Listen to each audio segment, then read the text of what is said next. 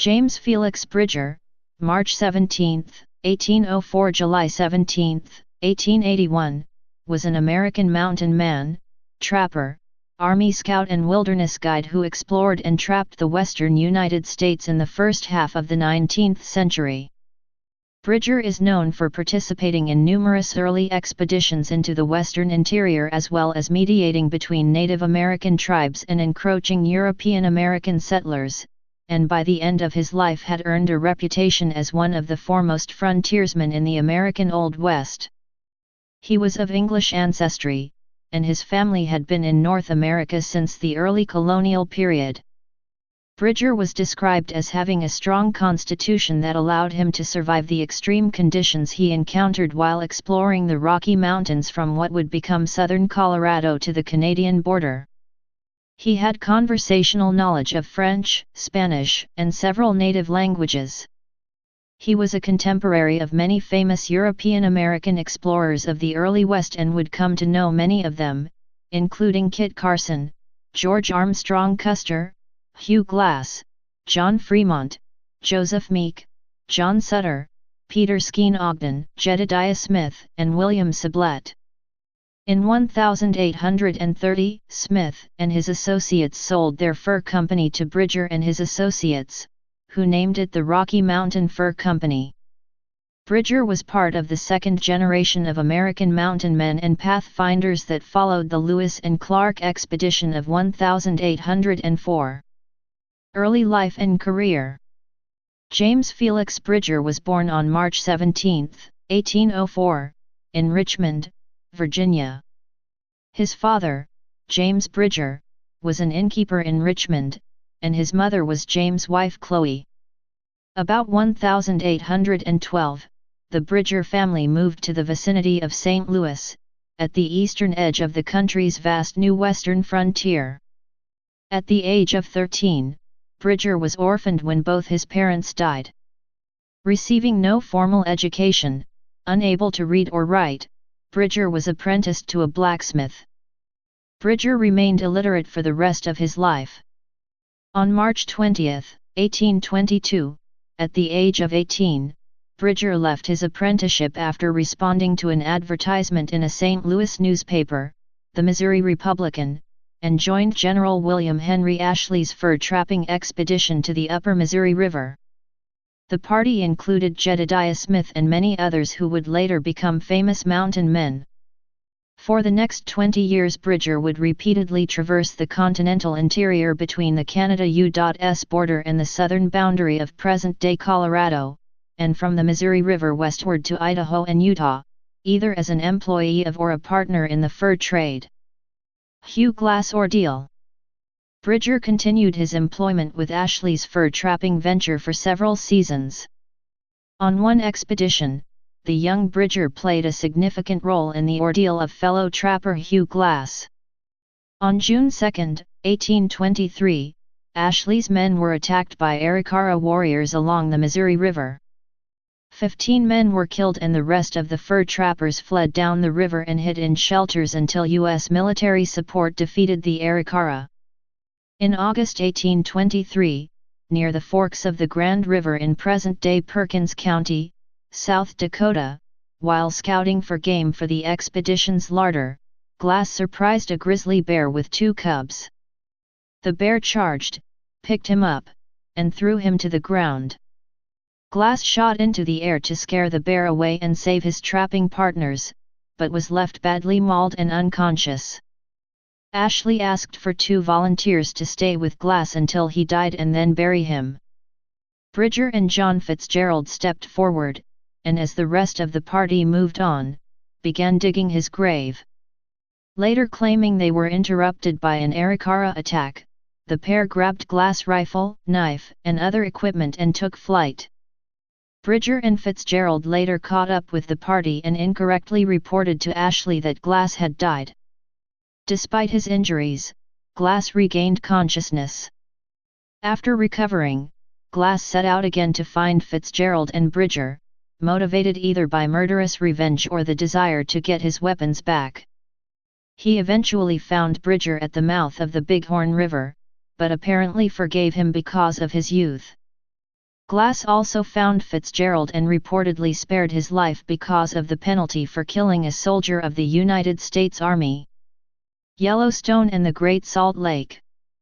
Bridger was among the first white men to see the geysers and other natural wonders of the Yellowstone region. In the winter of 1824–1825, Bridger gained fame as the first European American to see the Great Salt Lake, though some now dispute that status in favor of contemporary explorer Etienne Provost, which he reached traveling in a bull boat. Due to its saltiness, Bridger believed it to be an arm of the Pacific Ocean. Historians are unsure if he was alone when he found the Great Salt Lake. Business ventures. In 1830, Jim Bridger and several other trappers bought out Jedediah Smith's Fur Company, who had bought out Ashley, and established the Rocky Mountain Fur Company, which competed with the Hudson's Bay Company and John Jacob Astor's American Fur Company in the lucrative beaver pelt trade. In 1843, Bridger and Louis Vasquez built a trading post, later named Fort Bridger, on the west bank of Black's Fork of the Green River in what is now Wyoming to serve pioneers on the Oregon Trail. Guide and advisor. Bridger had explored, trapped, hunted, and blazed new trails in the West since 1822, and later worked as a wilderness guide in these areas. He could reportedly assess any wagon train or group, their interests in travel, and give them expert advice on any and all aspects of heading west, over any and all trails, and to any destination the party had in mind, if the leaders sought his advice. In 1846, the Donner Party came to Fort Bridger and were assured by Bridger and Vasquez that Lansford Hastings' proposed shortcut ahead was a fine, level road, with plenty of water and grass, with the exception before stated, a 40-mile waterless stretch. The preceding statement was false, however, as the 40-mile stretch was in fact 80 miles, and the fine level road was the roadway to hell which slowed the Donner Party enough to become trapped in the Sierra Nevada in the winter. In 1859, Bridger was paid to be the chief guide on the Yellowstone-bound Reynolds expedition, led by Captain William F. Reynolds. Bridger guided the expedition over Union Pass after finding that mountain passes to the north were blocked by snow. Though unsuccessful in reaching the Yellowstone Plateau, the expedition explored Jackson Hole and the Teton Range. Bridger Pass and the Bridger Trail.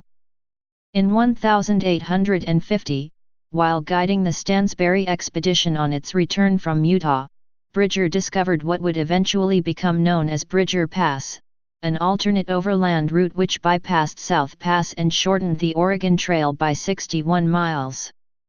Bridger Pass, in what is now south-central Wyoming, would later become the chosen route across the Continental Divide for both the Union Pacific Railroad and Interstate 80.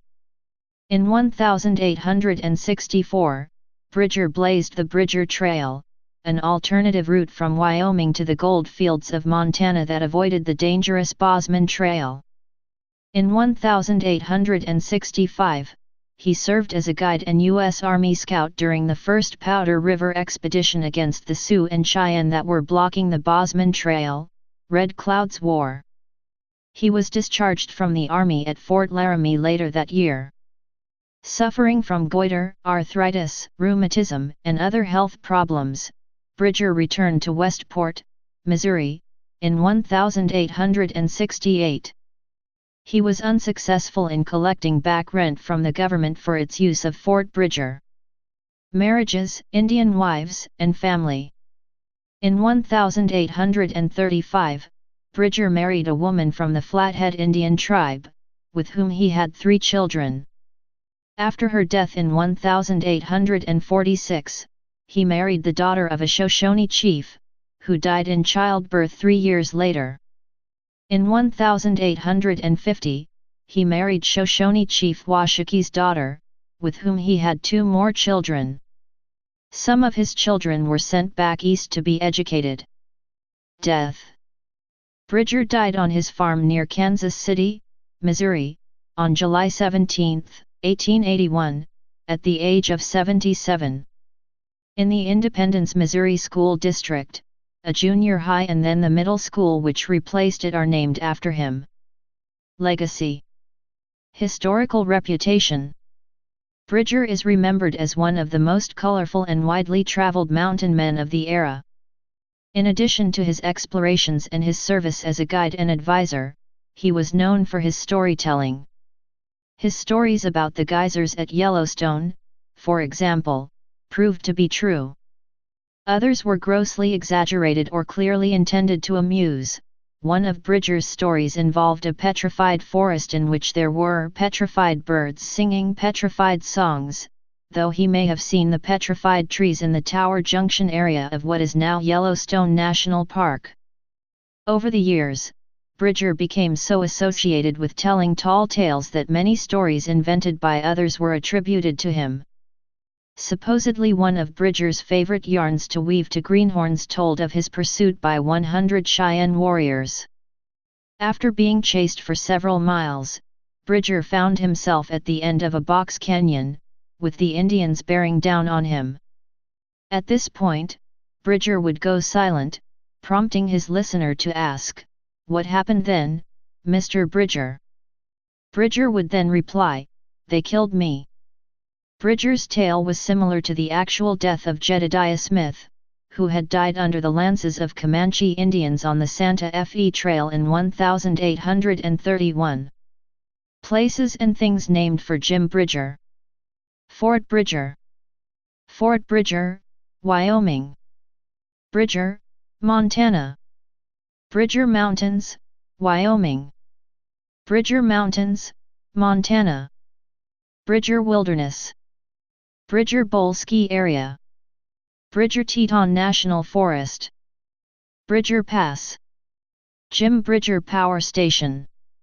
Bridger Lake, a lake and campground near Mountain View, Wyoming.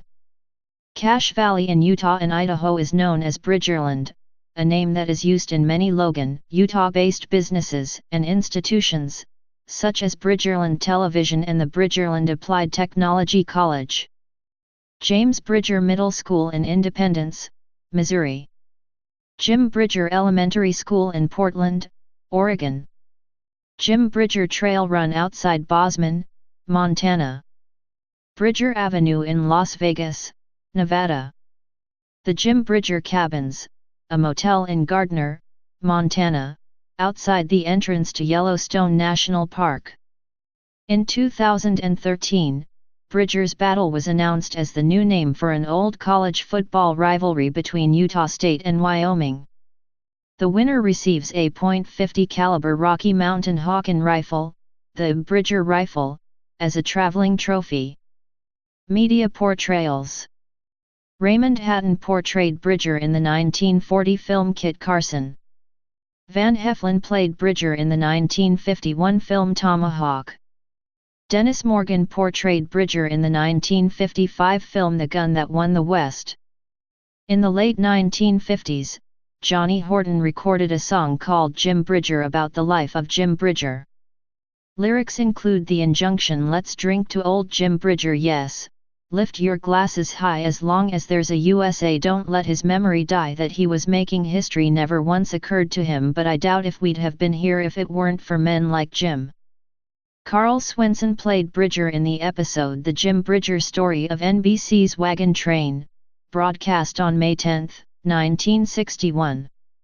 Jim Bridger is also briefly mentioned in Sidney Pollack's 1972 film Jeremiah Johnson, in which Will Geer's character introduces himself as Bear Claw Crislap, bloodkin to the grizzly bear, that bit Jim Bridger's ass.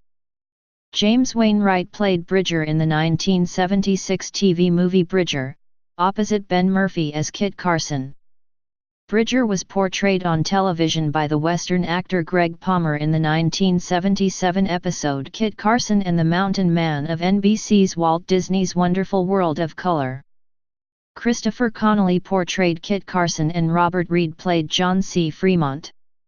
Reb Brown portrayed Bridger in the 1978 TV miniseries Centennial. In the 1982 novel Flashman and the Redskins, lead character Harry Paget Flashman is interviewed by Bridger just before heading west with his prostitute-laden wagon train. In the 1984 film Red Dawn, Patrick Swayze's character of Jed Eckert says he used to read of the exploits of both Jim Bridger and Jedediah Smith, for whom he says he was named. In Bushcraft, the 2005 televised series hosted by Ray Mears, Ray traveled along the same trails Jim Bridger pioneered. In the 2009 film Inglourious Bastard, lead character Lieutenant Aldo Raine, portrayed by Brad Pitt, states, "Now, I am the direct descendant of the mountain man Jim Bridger. That means I got a little engine in me. And our battle plan will be that of an Apache resistance." Ironically, none of Bridger's 3 Indian wives were Apache. In the 2015 film The Revenant, Will Poulter portrays Bridger. Please subscribe and thanks for watching.